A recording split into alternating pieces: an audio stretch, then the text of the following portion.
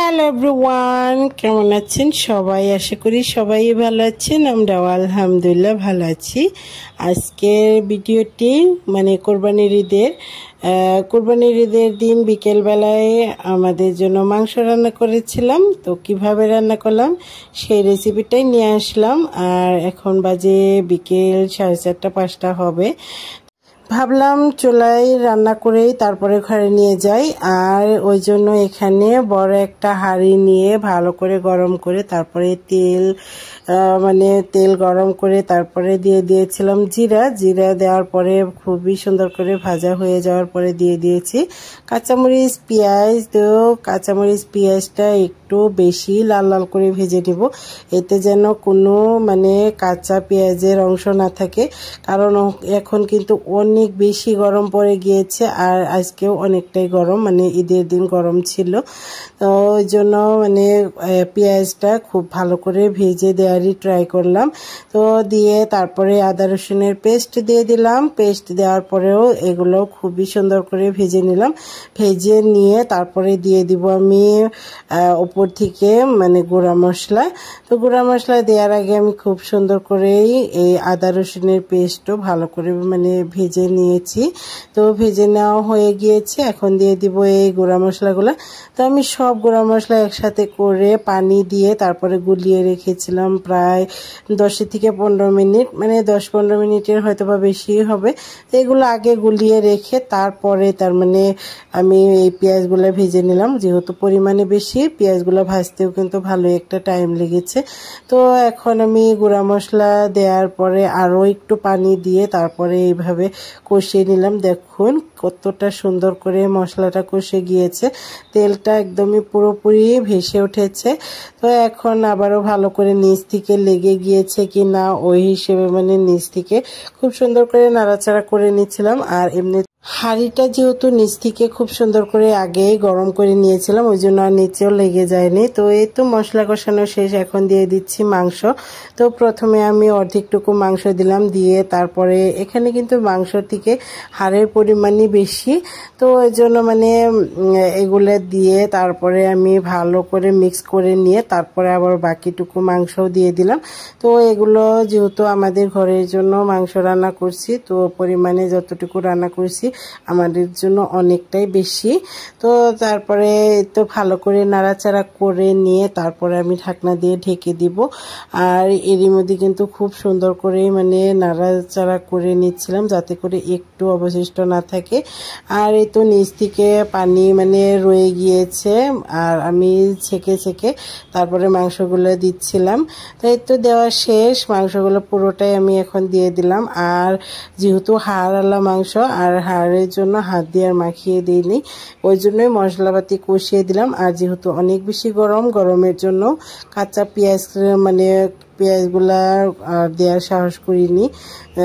কাঁচা পেঁয়াজ দিলে খুব তাড়াতাড়ি খাবার নষ্ট হয়ে যায়, ওই জন্য ভেজে দিলাম। আর এদিক থেকে এই ঠ্যাংটাও পরিষ্কার করে দিচ্ছিল, ছোট ছোট টুকরো করে দিচ্ছিল আমার হাজবেন্ড। আর ওই বড় হাঁড়ির মধ্যে আমার জাওয়ের জন্য এই মাংসগুলো রান্না করে দিয়েছি। আর এই তো আমার মাংস হয়ে গিয়েছে, আমি ঘরের ভিতরে আমাদের মাংসটুকু নিয়ে আসছি। আর ওদের মাংসগুলো খুব সুন্দর করে কিন্তু হচ্ছে এখনো।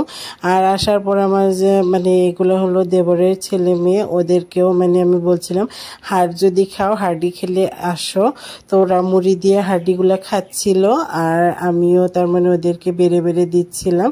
তো ওরা খাওয়ার সময় আমার ছোট্ট বাবু, এই তো আমার দেবরের ছেলে, ও তো একদমই ছোট না, তারপরেও ওকে বাবু বলেই ডাকা হয় বাড়িতে সবাই মিলে। ও বলছিল আম্মি, ও তো আমাদেরকে আম্মি পাপ্পা বলে ডাকে। তো পাপ্পা বলে ওর চাচাকে, আর আমাকে আম্মি বলে। তো বলছিল ফটো ওঠান, তো আমি ভাবলাম যে একটু ভিডিওই করে নেই, যেহেতু মনে করে দিল। আসলে অনেক ব্যস্ত থাকার পরে কিন্তু ভিডিও করতে একদমই ভুলে যায়। এটা হলো পরের দিন আবারও পায়েস রান্না করেছি, আমাদের নাতনি আসবে আমাদের বাড়িতে বেড়াতে, ওই জন্য এখানে পায়েস রান্না করেছি। পায়েস রান্না করে খুব সুন্দর করে বেড়ে দিয়েছিলাম। আর এটা পোলাও রান্না করব। পোলাও রান্না করার জন্য চাউল ধুয়ে রেখে দিয়েছি। আর এখন পেঁয়াজ ভেজে নেব, মানে তেল গরম করে তার উপরে গোটা গরম মশলা দিয়েছি। গোটা গরম মশলা ভালো করে গরম হয়ে গেলে দিয়ে দেব পেঁয়াজ। তো আমি যেভাবে পোলাও রান্না করি সবসময়ই, এখন খুব সুন্দর করে এই পেঁয়াজগুলো ভেজে নিব। ভেজে নিয়ে তারপরে চাউলগুলো দিব। চাউলগুলো দেওয়ার পরে আবারও একটু নাড়াচাড়া করে নিয়ে তারপরে নুন আর একটু আদা বাটা দিয়ে দিব। দিয়ে তারপরে এই চাউলগুলো কষিয়ে নিব। মানে আমরা পোলাওর মধ্যে রসুন খাই না, শুধু আদা বাটা আর মানে নুনটা দিয়ে দিলেই হয়। গোটা গরম মশলা একটা সুন্দর ফ্লেভার এমনিতেও আছে। তারপরে পেঁয়াজটা ভেজে দেওয়া হয়। তো এই তো এভাবেই, যেভাবে আমরা ছোটবেলা থেকে খেয়ে আসছি আর আমিও এভাবেই বানাই। তো সব কিছু ওদিকে পোলাওর চাউলগুলাও ভেজে নিচ্ছি। এদিক থেকে প্রেসার কুকারে যেহেতু খিচুড়ি বানাবো, আর খিচুড়ি বানানোর জন্য এখানে আমি প্রেসার কুকারে তেল গরম করে তার উপরে দিয়ে দিলাম পেঁয়াজ দিয়ে তারপরে দিয়ে দিব আমি রসুন আদা ওইগুলো বাটা সব কিছু দিয়ে তারপরে আমি মানে চাউলগুলো দিব। চাউলগুলো আগেই ধুয়ে রেখে দিয়েছি। ওগুলোর উপরে কিছু মশলা যেগুলো মানে খিচুড়িতে লাগে, তো সব মিলিয়ে পুরো রান্নাটা শেয়ার করতে পারি নাই, যেহেতু তাড়াহুড়ো করে রান্না করছিলাম। মানে আগাবেলায়, মানে এটা হলো দুপুরবেলায় হুট করেই ফোন করেছে আসবে, তো তখনই মানে রান্না বান্না করছি। এমনিতেও সকালবেলা একবার খিচুড়ি রান্না করা হয়েছিল আমাদের জন্য, তো ওগুলো খাওয়া হয়েছে। আর তো ভেবেছিলাম যাওয়ার আগে যদি আবারও কেউ কিছু খেতে চায় তো খিচুড়ি আছে, ওগুলো দিয়েই মানে চালিয়ে দেওয়া যাবে। তো যেহেতু বাড়িতে গেস্ট আসবে তো তাদের জন্য তো রান্নাবান্না করতেই হবে, ওই জন্য আমি হুট করে তাড়াতাড়ি মানে রান্নাবান্না করলাম। কিছু পোলাও রান্না করেছি, পায়েস, তারপরে খিচুড়ি, আর যেগুলো মাংস আছে ওগুলো তো মানে চলবেই। তো ওইগুলো দিয়ে মানে খাওয়া দাওয়া করালাম। আর এটা তো ভিডিও হলো বাপের বাড়ি যাওয়ার পরের ভিডিও, তো এটা আমি অন্য একটা ব্লগে শেয়ার করব। আর আজকের ভিডিও আপনাদের কাছে কেমন লাগলো অবশ্যই কমেন্ট করে জানাবেন। যদি ভালো লেগে থাকে অবশ্যই একটা লাইক করে দিবেন। যদি চ্যানেলে নতুন হয়ে থাকেন অবশ্যই চ্যানেলটা সাবস্ক্রাইব করে দিবেন।